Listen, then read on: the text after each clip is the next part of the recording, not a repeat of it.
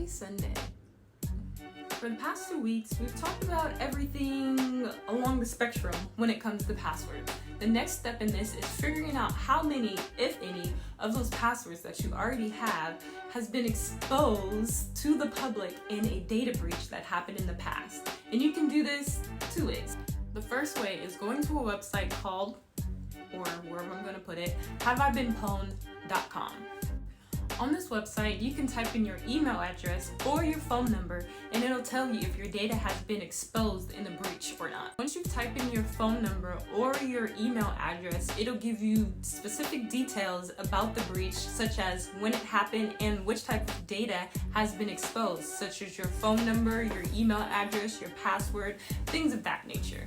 And on top of that, it also gives you recommendations on what to do if you see that your data has actually been exposed. The way to do it is for my iPhone users. I don't remember which update it is, but I will put it somewhere over here. But if you have this update, you can go into your iPhone and it'll give you security recommendations on what to do based on the passwords that you have stored in your password manager on your iPhone.